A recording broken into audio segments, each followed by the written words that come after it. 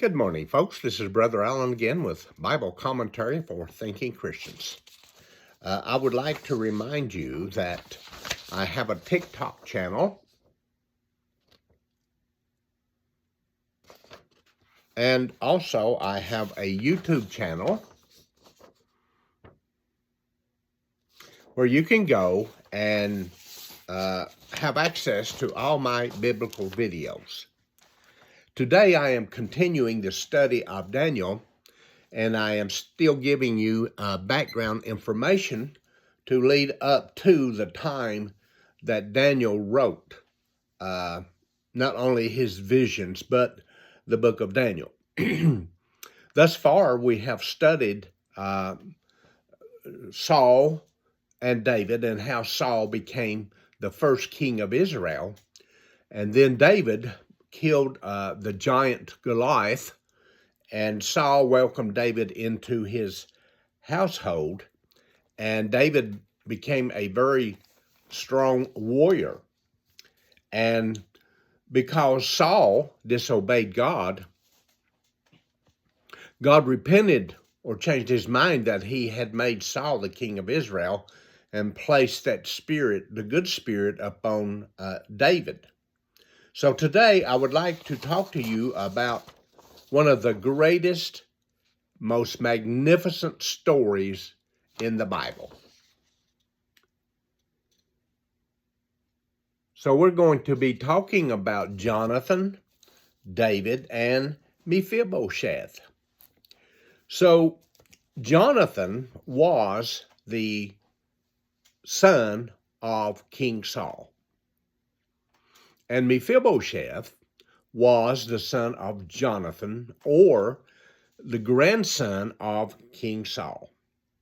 But I want to talk today specifically about Jonathan and David and Mephiboseth. You will love this story. It is a love story, a great story in the Bible. So in chapter 18 of 1 Samuel, and it came to pass when he had made an end of speaking unto Saul, that the soul of Jonathan was knit with the soul of David. And Jonathan loved David as his own soul. And so Saul took him that day, would let him go no more home to his father's house.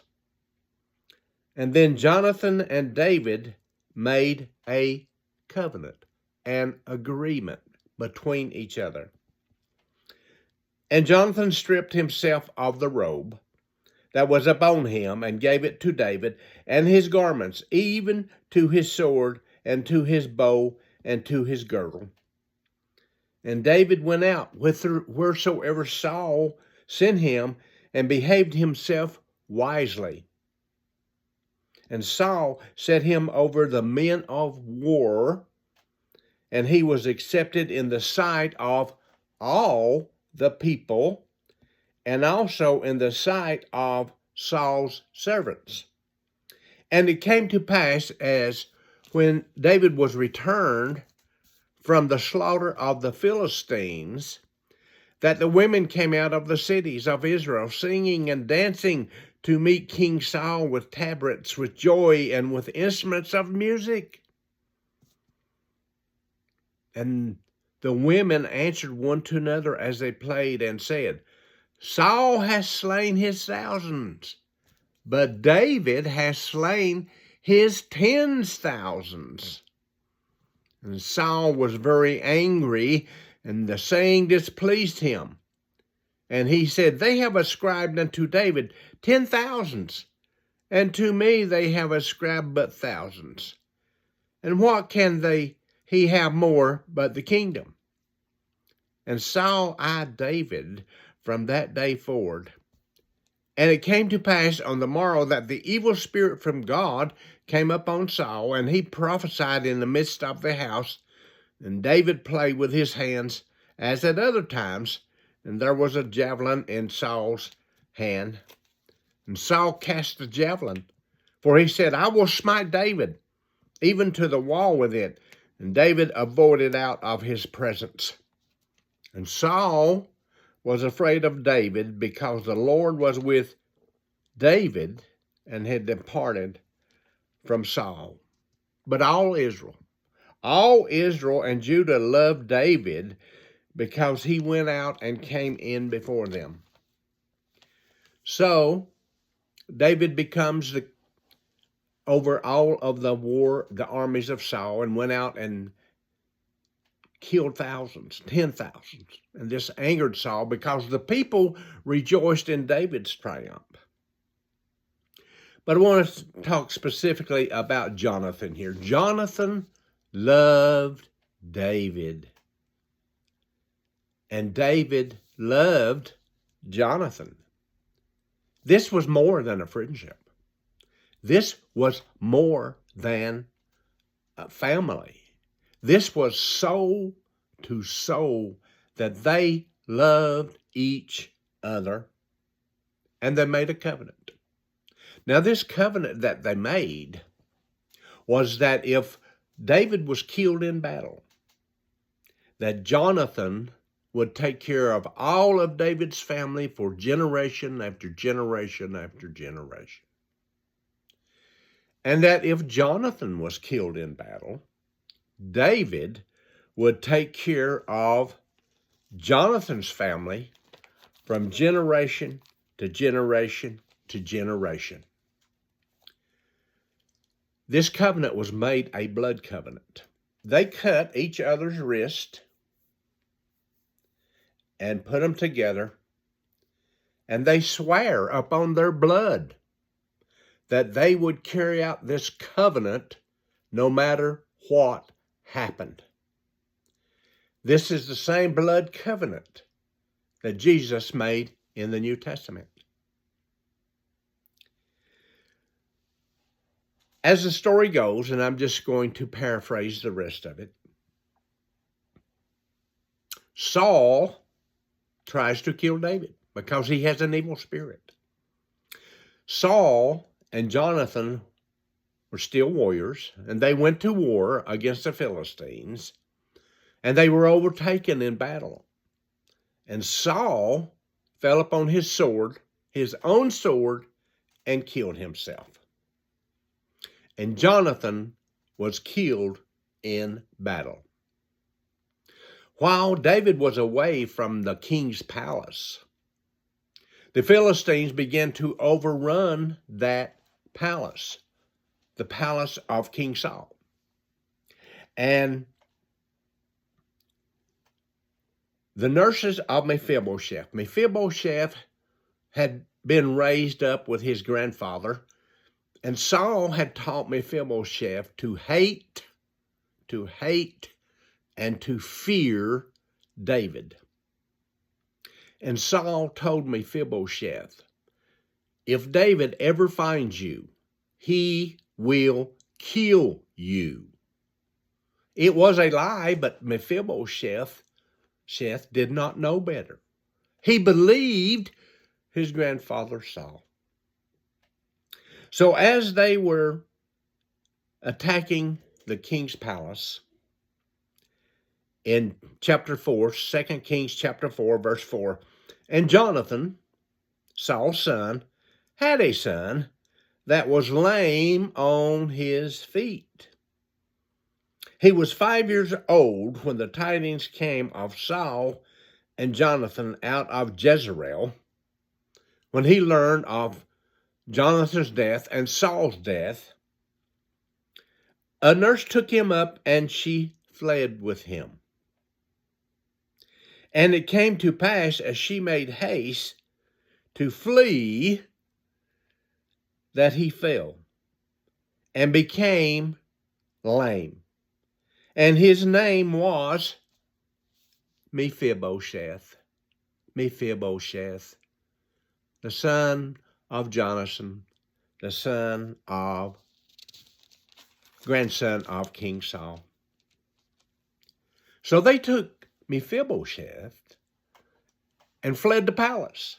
And they went out into a desert called Lodebar, because they wanted to hide away from David, because Mephiboseth had been taught that if David found him, David would kill him. So King David David becomes king, and David, after many years, called one of his servants in. His name was Ziba. And he asked Ziba, is there any left of the household of Saul or of Jonathan? And Ziba said, yes. There is Mephiboseth, who is the grandson of Saul, the son of Jonathan, and he lives in Lodebar. So David said, go get the boy. In 2 Samuel 9, David asks, is there any yet that is left of the house of Saul, that I may show him kindness for Jonathan's sake? Now let's get this. That I may show him kindness for Jonathan's sake, because he remembered the covenant. He remembered the blood. They cut wrists and put it together. And this was the covenant that David and Jonathan had made early on. And David remembered that covenant. As he was looking at the scars on his wrist, he remembered the covenant that was made with Jonathan. And there was of the house of Saul a servant whose name was Ziba. And when they called him unto David, the king said unto him, art thou Ziba? And he said, yes, thy servant is he. And the king said, is there yet any of the house of Saul, that I may show kindness of God unto him?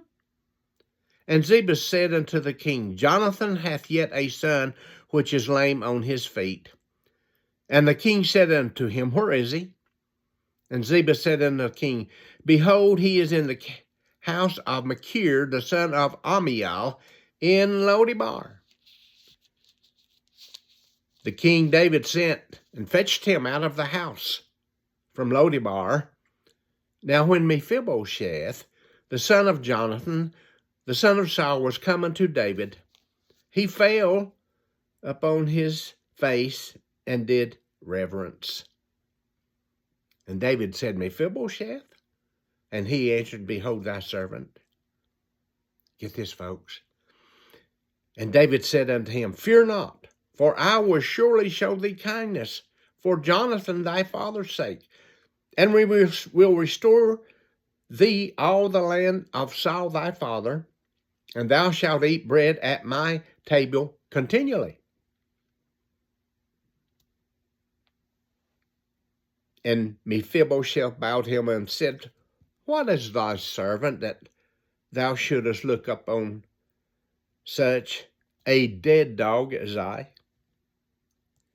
So Mephiboseth had expected David to kill him and to kill his household. But David, remembering the covenant that he made with his father Jonathan, as he looked upon the scars, he says, no, Mephiboseth, I am welcoming you back into our kingdom, and all that your father Saul had shall be yours. And I will take care of you and your family from generation to generation. Folks, this story is about love.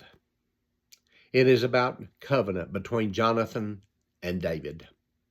And it reminds us that Jesus was nailed to the cross and gave his own blood, and that he restored humanity and all their generations back to God. What a wonderful story of love. What a wonderful story of covenant. What a wonderful story of a king who restored Mephiboseth back to his kingdom. I'm sharing this with you because we will proceed on up through the Old Testament until we get to the book of Daniel. And therefore, we can explain in greater detail why Daniel was writing to his people. Until next time, this is Brother Allen. May God bless us all.